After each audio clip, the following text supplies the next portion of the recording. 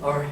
I would like to bring to your attention the opposition of the legalization of marijuana, and this is a huge debate going on in our country. And first off, I would like to start with the story. My mom works in the hospital as a MRI/CT technician, and she had a student recently come in, and he said, you know, I do take some medication, some pills that do make me drowsy sometimes, and I might be falling asleep sometimes, and you just have to wake me up. And my mom just said, okay, no problem. But later on in the day, she was starting to notice a lot of signs of drowsiness, and she asked him, so what's the medication for?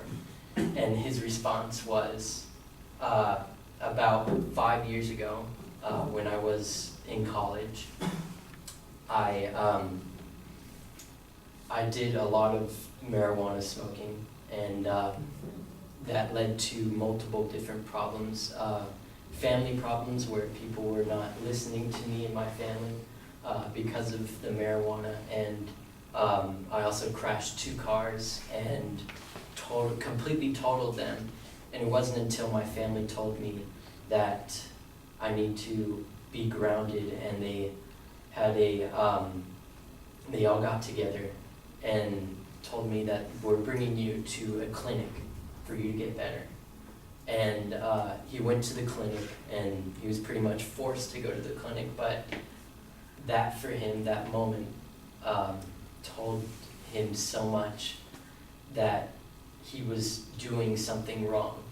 And he ended up fixing it, going to the clinic, and he was eventually diagnosed by marijuana-induced schizophrenia, which is very detrimental to the society. And my 3 major points are that marijuana has a negative effect, or first, the legalization of marijuana will have a negative impact on America as a whole, and that will be followed up by marijuana. The first one, marijuana has a negative effect on individuals' health directly. 2, marijuana plays a direct role to fatality. And 3, marijuana is a hard-to-control substance that pretty much anyone can grow. The first one, marijuana has a negative effect on individuals' health directly. We've all been told at some time in our life that smoking 1 joint is equivalent to 5 cigarettes, although this has not been studied, and it does not give you lung cancer, as some people say it does. The smoking 1 joint does have an effect on your body, not physically, but mentally, as my example of the student, my mom's student, who was marijuana-induced schizophrenia. And marijuana does have a addictive effect on your body, not in the sense of having like a substance such as in tobacco, but such as alcohol. It can be addictive because of the feeling. And 2, marijuana plays a direct role to fatality. There was a study done by USA Today, and the study states that Columbia University researchers performing a toxicology examination of nearly 24,000 driving fatalities concluded that marijuana contributed to 12% of traffic deaths in 2010, which tripled from a decade earlier. Thus, legalization of marijuana will increase the amount of fatal accidents. And marijuana is a mind-alternating drug because of the high levels of HTC that will cause permanent brain cell damage. And 3, marijuana is a hard-to-control substance that anyone can grow. The reason behind the legalization of tobacco back a long time ago was because farmers used to be growing it everywhere, and they took all the seeds, the government, and they put little bits of seed into factories, and that's why nobody can like grow tobacco in their backyard. But marijuana, it's so easy to buy seeds. You could actually go online and find multiple websites of seeds, and you can grow it in your backyard. And people say that, well, you know, legalization of marijuana will affect the economy positively, which will not be necessarily true, because if you're growing it in your backyard, that's not taxed at all. So that reasoning is completely absurd. So I'd like to remind you again that marijuana is it will have a negative impact on America as a whole. And I'd like to leave you with this statement. Marijuana is not a problem solver. Marijuana is a problem causer. Thank you.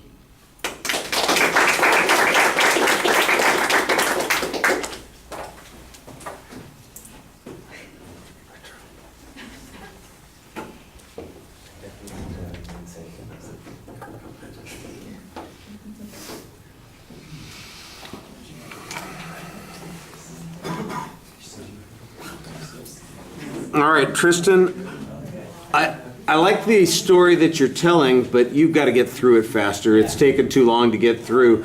You don't get to the secondary structure preview until 2 minutes and 30 seconds into the speech. And so then and it's only when I hear the secondary claims that you're presenting that I know what your position is.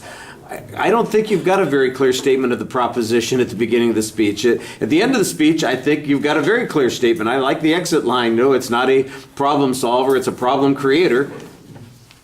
That, to me, legalization of marijuana would create substantial problems for us.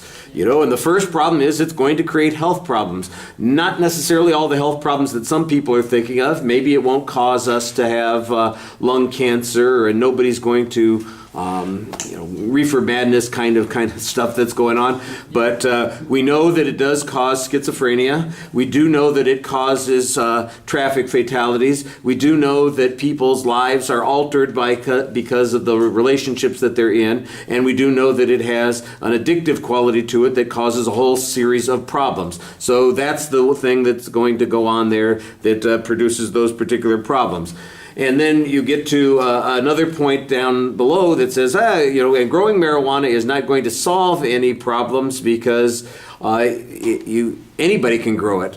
And you get sidetracked in this discussion about whether or not tobacco can be grown outside. Who cares? That doesn't really matter. The real argument is, can marijuana be regulated in a legalized way that would control who consumes it, would control the quality, would allow us to tax it in the ways that people are claiming? And your argument is no. That's a broader argument, and I think you need more time to make that argument. And you've kind of consumed your time setting up the idea with your good dramatic story. Now, the dramatic story, I think, is one of those things that helps a little bit because it does identify for people that the problem is not always death. It's not that people smoking marijuana, well, there's not a high level of fatalities from it, so it's completely safe. It's like anything that you do. There are degrees of safety to it, and everybody takes a risk. Here's what the risk is from using marijuana. Now, it would be nice if there was some data to go along with this, how frequently marijuana-induced schizophrenia occurs, how many people have to be treated for these kinds of addictions, what kinds of problems does it cause for them in their lives. That would make that argument a lot stronger at the beginning of that first point. I think that you come across sincerely and you speak to the audience pretty well, but because you are kind of a little bit lackadaisical about getting into the argument and being a little bit more forceful about your claims, you sound passive instead of assertive on your argument, and that's not the way you want to come across. You want the audience to feel confident that you know what you're talking about, that you are sure of the position that you've got, and here are the reasons to believe those kinds of things. I've complimented several people on the closing of their speech. I think that you're doing a pretty good job, most of you, in figuring out that I do want to leave people. Here's the point that I'm trying to make, and you kind of paraphrase it. It's not the same thing as the proposition, but it's clear what your position was at the end of the speech, and I think that that's exactly what you need to do. So you help yourself a little bit that way. All right, thank you. We apparently have run out of speakers for the evening, which means that I'm done with you. All right?